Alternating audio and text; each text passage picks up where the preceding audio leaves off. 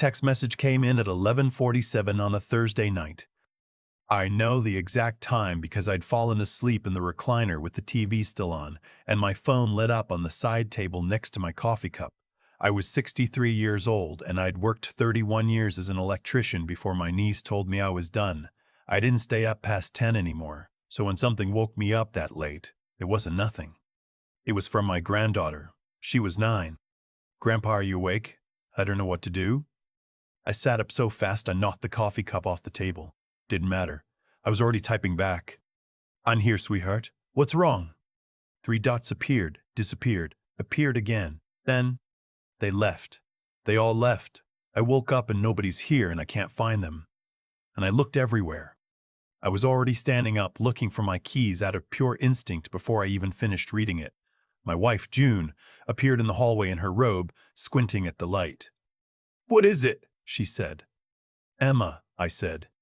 She didn't ask another question. She went straight to the bedroom to get dressed. I called Emma's cell. She picked up on the first ring, and I could hear right away that she'd been crying for a while. That kind of breathing where a kid has gone past the loud part and into the quiet, exhausted part. That was somehow worse. "Grandpa," just my name. That was all she said. "I'm here," I said. "You're okay. Are the doors locked?" "I think so." "Go check the front door right now while you're talking to me." I heard her footsteps on the hardwood, the rattle of the deadbolt. "It's locked," she said. "Good girl. Now the back door." More footsteps, another rattle. "Locked." "Perfect. You did perfect." I was pulling on my jacket with one hand, phone wedged between my ear and my shoulder. "Emma, did your mom or dad leave you a note anywhere? On the kitchen counter, on the fridge?" A long pause, more footsteps. "No," she said quietly. "There's nothing." I looked at June and she looked at me, and I think we were both thinking the same thing, but neither of us said it out loud yet. "Okay," I said. "I want you to go sit on the couch, turn on the living room light, and I'll be there in 12 minutes. Can you do that?" "Yes," she whispered. "I love you." "I love you too, Grandpa." I drove those 12 minutes in about 9. June sat in the passenger seat with her hands folded in her lap, not speaking, which meant she was thinking hard. June only went quiet when she was thinking hard. My son had moved his family to a subdivision about 20 minutes from us, a nice enough neighborhood, new construction, the kind of street where every house looks almost identical and the lawns are the same shade of professional green. My son Brendan was 41 years old and worked in pharmaceutical sales. He'd done well for himself. His wife Courtney stayed home with their 2 kids, their biological son Tyler, who was 12, and Emma, who they'd adopted as a toddler from foster care when Emma was 2, and Tyler was 3. I was there the day they brought Emma home. I remember Brendan carrying her up the front steps and June crying and me standing there, trying not to cry, this little girl with big dark eyes looking at all of us like she was trying to decide something. She decided pretty fast. Within a month, she was calling me Grandpa like she'd been doing it her whole life. Within a year, I couldn't remember what it felt like not knowing her. I pulled into the driveway at 12:08. Every light in the house was off except the living room, exactly like I'd asked. When I knocked, Emma opened the door before I'd finished knocking, and she wrapped both arms around my waist and pressed her face into my jacket, and I just held her there in the doorway for a minute. "You're okay," I said into the top of her head. "I've got you." Inside, once we had her settled on the couch with June's arm around her and a glass of water, I asked her what she knew. "I went to bed normal," she said. "Dad said goodnight. Mom said goodnight. Tyler was already in his room." She paused. "When I woke up, I heard a car. I looked out my window and I saw them putting suitcases in the car. I thought maybe I was supposed to get up too, so I ran downstairs, but—" She stopped. "But what, honey?" June said softly. The car was already gone. The living room was very quiet. "Did they say anything to you yesterday about a trip?" I asked. Emma shook her head. Then she looked up at me and asked the question I'd been dreading.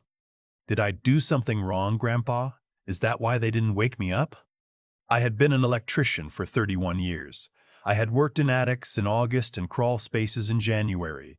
I had dealt with homeowners who didn't pay, contractors who lied, and a back injury in 2009 that put me out for 4 months. I thought I had a pretty decent grip on my emotions. I had to look away for a second. "No," I said, when I trusted my voice again. "You did nothing wrong, not one single thing." I put Emma to bed in our guest room that night. June sat with her until she fell asleep, which took a while. I sat in the kitchen and tried to reach Brendan. Voicemail. Tried again. Voicemail. Tried Courtney. Voicemail. I sat there for a moment looking at my phone, and then I did something I almost never do. I went through Courtney's social media. She'd never bothered to make it private.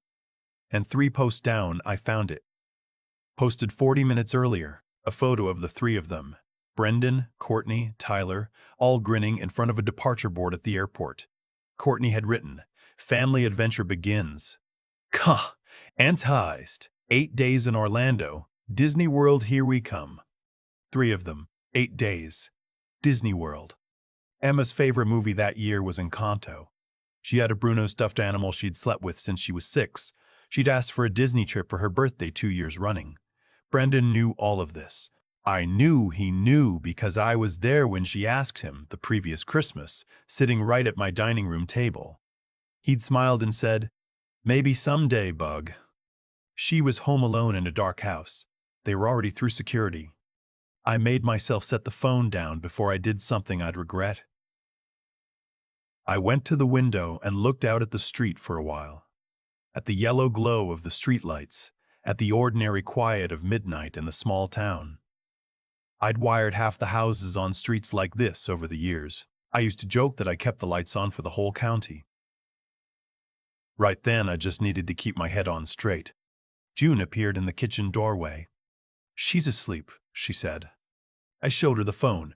She looked at the photo for a long time. She set the phone down on the counter, carefully, like it was fragile. "What are we going to do?" she said. I thought about Emma asking if she'd done something wrong. I thought about her standing at the top of the stairs watching the car pull away. I thought about the fact that she'd been alone in that house for at least 2 or 3 hours before she worked up the courage to text me. "I don't know yet," I told June. "But we're not doing nothing." I didn't sleep much that night.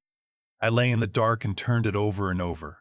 Brendan was not a bad man, or I'd never let myself believe he was. He'd been a decent kid, a little entitled maybe, a little too comfortable, but decent. When he and Courtney had brought Emma home, I thought it was the best thing he'd ever done. And for a while it seemed fine. Emma seemed loved. But now I thought about the last couple of years, and I found myself noticing things I'd been explaining away. The Christmas photos where Tyler was front and center and Emma was off to the side.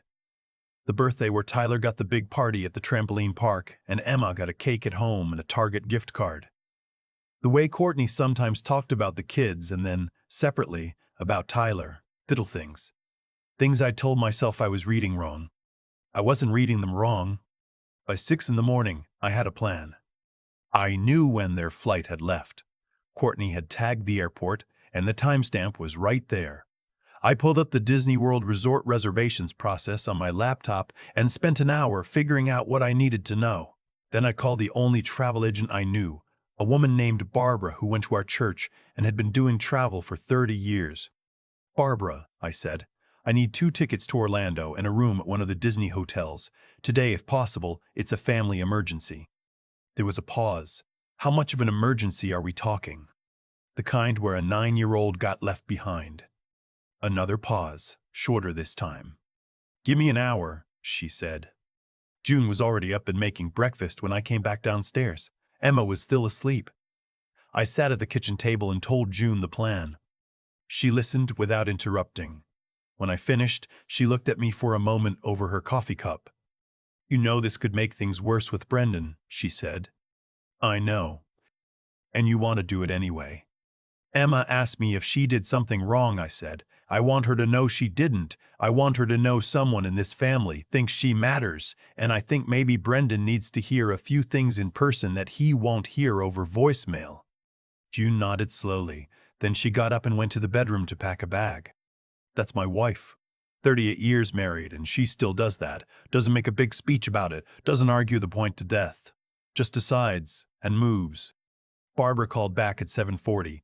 She had a room at a resort about a 10-minute walk from Magic Kingdom.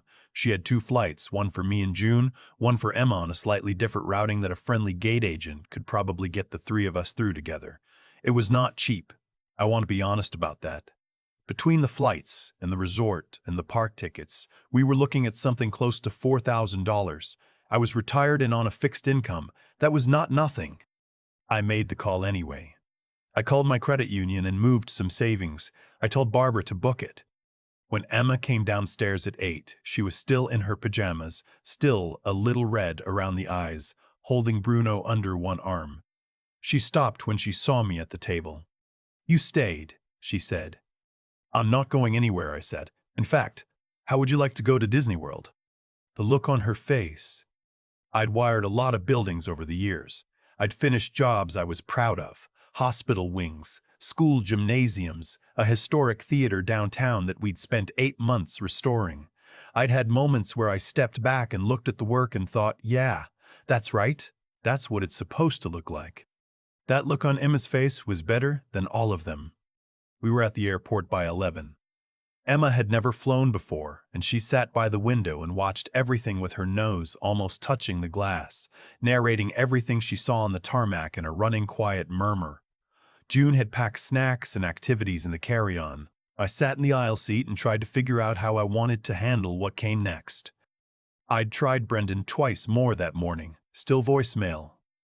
I'd sent a text that said only, "I know where you are. I have Emma. We need to talk." No reply. We landed in Orlando at 2:30. By 4 we had checked in, and Emma was standing in our hotel room looking out at a courtyard fountain with her hand over her mouth. By 5:30 she was in the park wearing Mickey ears that June bought her at the first gift shop we passed. I need to pause here and tell you something. In all the anger and the planning and the logistics of that day, there had been this one part of me that was watching Emma experience Disney World for the first time and just being a grandfather. She ran ahead of us on Main Street and spun around to look at the castle and grabbed June's hand and mine at the same time and squeezed. She made us ride the Haunted Mansion twice. She got churro sugar on her sleeve and didn't notice. She was 9 years old and she was exactly where she should have been. I held all the rest of it off for those hours. I let her have that. At 7:15 the next morning, my phone rang. "Brendan." I stepped out onto the small balcony off our room, pulled the door closed behind me and answered. "Dad." His voice was tight. "What is going on?" "Good morning," I said. "I've been trying to understand your text, and I honestly." "Where are you staying?" I said. A pause. "What? What resort? What hotel?" Another pause, longer. "Why?" "Because Emma and I and your mother are 10 minutes away, and I'd like to have a conversation with you. Just the 2 of us, not in front of the kids. Tell me where you're staying and I'll come to you." The silence on the line lasted long enough that I counted it. 8 seconds. He told me. We met at a coffee counter in the lobby of his resort, 40 minutes later.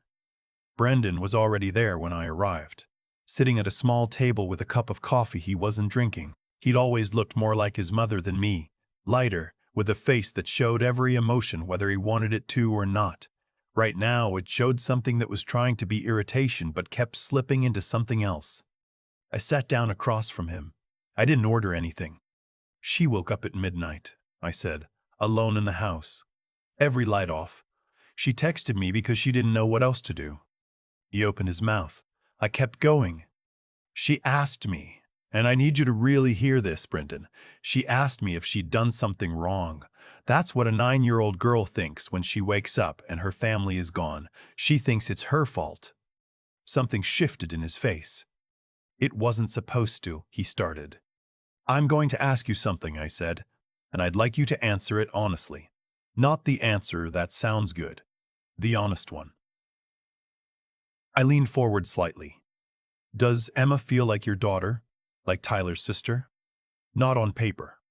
Not in the way you'd answer if someone asked at church. Does she actually feel that way to you?" Brendan looked down at his coffee. That told me most of what I needed to know. "I have loved that little girl since the day you carried her up those front steps," I said. "Your mother has too. And I spent 31 years getting up at 5 in the morning and crawling through places that would make your skin crawl so that my family would be okay, so that you would have what you needed. I stopped for a second. I did not do that so that my granddaughter would wake up alone in a dark house wondering what she did wrong. Courtney thought, he began. I'm not talking to Courtney right now, I said. I'm talking to you. You're her father. Whatever Courtney thought, you made a decision. And I need you to sit with what that decision tells Emma about her place in this family. Brendan was quiet for a long time. He turned the coffee cup around in his hands a few times. Outside the lobby windows, I could see families moving toward the park, strollers and sunscreen in excitement. I don't know when it happened, he finally said. I don't know how to explain it. It's not that I don't love her. Then act like it, I said. That's all. I'm not asking you to make a speech. I'm not asking you to feel guilty for the rest of your life. I'm asking you to go back to your room today, look at your daughter, and act like it. I stood up to leave. Dad, he said. I stopped. I'm sorry, he said. I'm sorry that she was alone. I'm sorry you had to. Don't apologize to me, I said. I'm fine. Emma is the one who asked if she did something wrong. He nodded. His jaw was working the way it did when he was trying not to cry, same as when he was 6 years old and broke his arm on the monkey bars at school and was trying to be brave about it. She didn't, he said. She didn't do anything wrong. I know that, I said. She needs to hear it from you. I walked back out into the Orlando morning. The sun was already doing what Florida sun does in July, which is commit fully to the job. I stood on the path between resorts for a minute, just breathing. A family walked past me. Little kids, a mom, a dad, everyone sunscreen and loaded down with bags. And I watched them for a moment. I wasn't angry anymore. I'd said what I came to say, and the anger had burned off somewhere in the saying of it, the way a live wire loses its charge once you've done the work right. What was left was something more like hope. Cautious, tired hope. The kind that keeps its jacket on because it's been wrong before. Emma and Brendan saw each other that afternoon. June had texted Courtney that morning. A separate conversation I hadn't been part of and didn't ask about, because June handles what she handles, and she handles it well. And by 2 o'clock, the two families were at the same corner of Fantasyland, which is either the most or least appropriate setting in the world for a moment like this. I'm still not sure which. Emma saw Tyler first and immediately grabbed June's hand, uncertain. Tyler broke from his parents and jogged over and said, "Dad said you're here too." "That's actually awesome." He meant it. Kids usually mean it. Then Brendan came over and crouched down to Emma's level, right there in front of Mickey Mouse Topiary. And I will not tell you word for word what he said to her, because some things belong to the people who lived them. But I'll tell you that Emma looked at him for a long moment with those steady dark eyes, the same eyes she'd been looking at all of us with since she was 2 years old and deciding things. And then she said, "Okay, Daddy." Not "it's okay," just okay, like a door opening. June found my hand without looking and held it. We spent the next 4 days all together. Awkward at first. Courtney was stiff in that way people are when they know they owe something they haven't fully admitted to themselves yet. But kids don't really allow for sustained awkwardness. Emma and Tyler rode rides together and argued over what to eat for lunch and generally made it impossible to stay in formation. By the 3rd day, something had loosened. I'm not saying everything was fixed. I don't believe things fixed that fast. But something had started. On the last evening, we watched the fireworks over the castle. Emma sat on my shoulders the way she'd done since she was small, which she was frankly now a little big for. But I wasn't going to tell her that. She had both hands wrapped around my forehead, the way she always did, and she watched those fireworks like each one was the first. "Grandpa," she said during a quiet moment between bursts. "Yeah? Thank you for coming to get me." I reached up and put my hand over her hands for a second. "There's nowhere else I would have been," I said. She didn't say anything else. She watched the sky. I don't know how the story ends yet. Not fully. Family stories rarely have clean endings. Brendan and I have talked twice on the phone since we got home. Real conversations, the kind we probably should have been having for years. He's looking into family counseling. I don't know if he'll follow through. I hope he does. What I know is that Emma came home from Orlando and hung two things on her bedroom wall. One was a photo June had taken of her in front of the castle. The other one was a drawing she made at school the following week. Crayons, the way 9-year-olds draw. Of four people standing together holding hands, labeled in her handwriting, me, Grandpa, Grandma, Daddy. 4 people. She counted herself. I spent over 3 decades working with wire and circuits, learning what connects to what and why. I thought I knew everything worth knowing about how things hold together. Turns out the most important connections I ever made had nothing to do with electricity. I keep thinking about that drawing Emma made. 4 stick figures, crayon on white paper holding hands. She labeled herself first. That's the part that stays with me. Not the castle, not the fireworks, not any of it.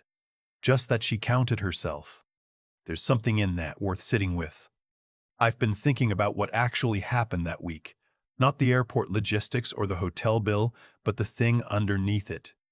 Brendan didn't make one big evil decision. He made 100 small ones over several years. A birthday here, a family photo there, each one small enough to explain away, until they added up to a 9-year-old standing at the top of the stairs watching her family drive off without her. That's how it usually works. The damage rarely arrives all at once. It accumulates, and the moment you decide to stop paying attention to the small things is usually the moment you've already started down a road you didn't mean to take. I don't think Brendan is a bad man. I still don't. But I think he got comfortable in a way that let him stop asking the hard question. Is what I'm doing right? Not legal? Not convenient? Not what everybody else would do? Right. That question requires something most of us would rather skip. The honesty to look at your own behavior without the flattering edit. It requires a kind of moral seriousness that isn't dramatic, doesn't announce itself, just quietly insists on showing up even when no one's watching. Emma had it at 9 years old. She didn't collapse, didn't shut down. She locked the doors, sat on the couch, and reached out to someone she trusted. That takes more than most people give a child credit for. There's a steadiness in that kid that humbles me, frankly. She'd already figured out something that takes some adults decades to learn. When something's wrong, you don't just wait for it to fix itself. And June. I don't talk about June enough in any of this. She packed that bag without a speech. She sat with Emma until she fell asleep.